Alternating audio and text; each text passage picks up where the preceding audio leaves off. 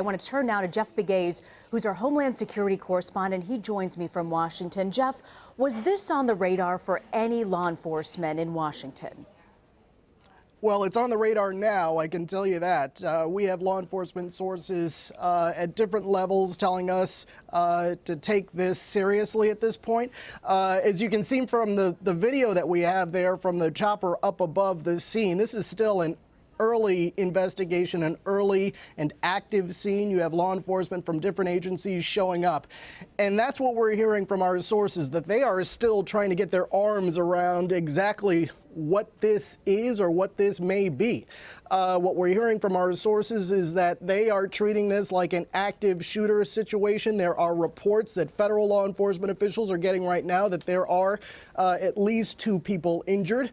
But again, this is information that is still coming in, and so it is subject to change as they try to figure out exactly what's going on the UCLA campus. As you might imagine, this is a big campus, so it is a lot of territory for investigators to search, for first responders to search in the initial stages of an event like this, and so there will be a delay in the kind of information that we're getting, but the initial reports that we're getting right now seem to indicate that this is an active shooter situation, and that's how federal officials are looking at this right now. We see law enforcement right now running into the building, what appears to be the engineering building, with guns drawn.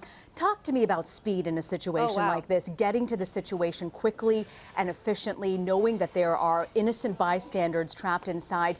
What's law enforcement going through right now as they enter this building, Jeff? Well, unfortunately, as we've seen in active shooter situations since Columbine, the protocol is pretty clear. They don't stand back anymore. They go in and they attack to try to neutralize the threat, if there is one here, as soon as possible. And so that's what you're seeing in this video. You are seeing law enforcement heavily armed, moving in fast. They're not standing back. They're going in as fast as they can, because the goal is, and again, if this is indeed an active situation, the goal for law enforcement is to limit the number of casualties.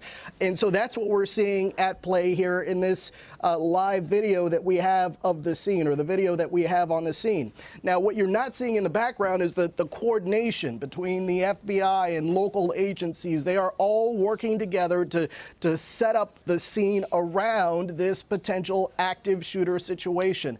They are coordinating traffic. They are trying to figure out, well, who will address the media when the time comes. So there are a lot of different factors at play as they try to get their arms around what's happening here on this major college campus. We know LAPD has issued a city alert.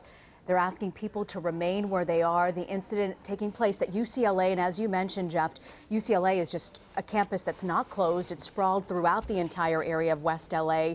Talk to me a little bit, Jeff, about the situation when law enforcement enters a building like this. We've seen school shootings play out over and over again. So much has been learned. But how do the federal agents start to coordinate with local folks like LAPD?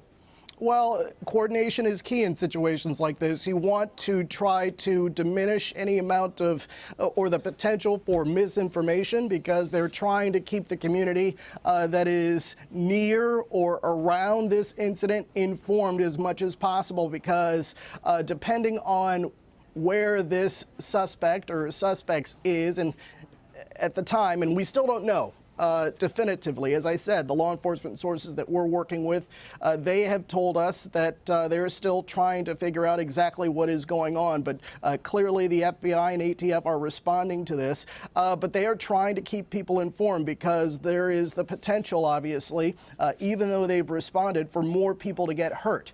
So they will go into this situation. They're not going to stand back. They're going to go in. They're going to try and separate friend from foe, and they're going to try and gather as much information as possible, because they deal with facts. And what they're trying to look at now is what exactly is happening on this campus. They have the open source reporting. They have the information that is out there. Now they're trying to confirm that, yes, indeed, there is a threat on this campus that they need to neutralize as quickly as possible. We are hearing potentially 2 injured, and that a shooter, believed to be, according to local reports, a white male, possibly 6 foot, wearing a black jacket and black pants. It's our understanding still on the loose. We have not heard from LAPD anything further. And as Jeff said, as the situation unfolds, the details are not coming in fast and furious as you might expect. We do know ATF and FBI are headed to the scene. From Jeff's reporting, Jeff, you were talking about, we know this is a shooting situation. We don't know what else could be unfolding, if anything else.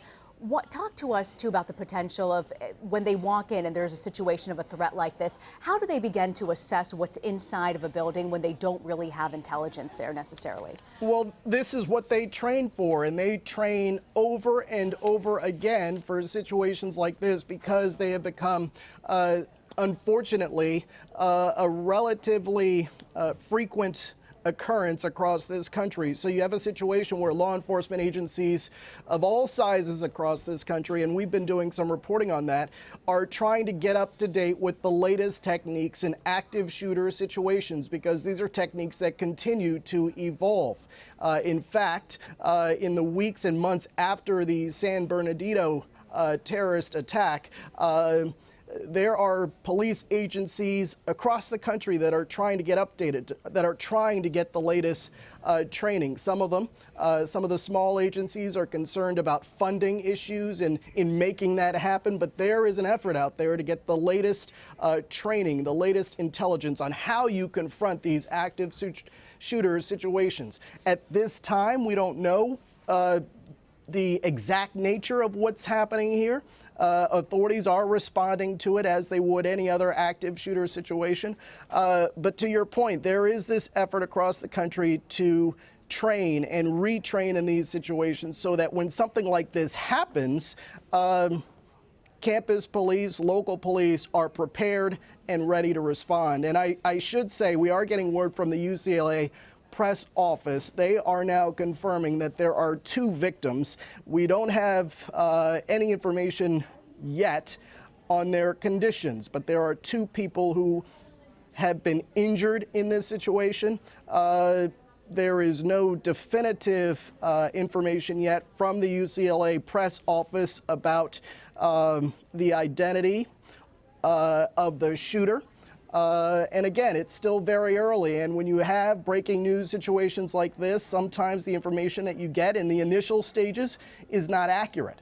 So we are trying to separate fact from fiction, if you will, trying to figure out exactly what local and federal officials are dealing with here.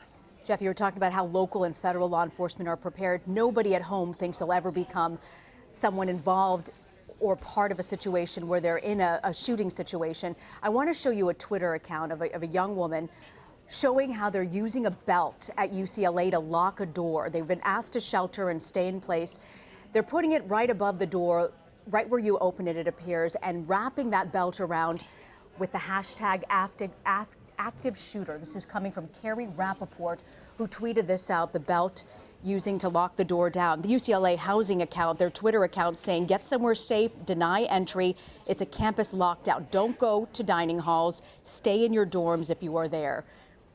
Pretty quick, the response came out pretty quick on Twitter from UCLA accounts telling people, issuing this alert to lockdown. How have universities become more prepared in getting the word out using technology, Jeff? Well, they've been paying attention to what federal officials have been saying. And in fact, the Department of Homeland Security has a protocol, if you will, that they have put in place for companies, for college campuses, for schools. We talked a lot about active shooter training for law enforcement. Well, there is now sadly, training that companies really have to do and school campuses have to do, and that involves some of what you saw in that image from social media. People are being taught to shelter in place, and what that means is you're going to barricade those doors. You're going to put as much of a barrier between you and the outside as you can, and so that's what people are being taught to do. Barricade the doors, lock yourself in, stay away from the windows.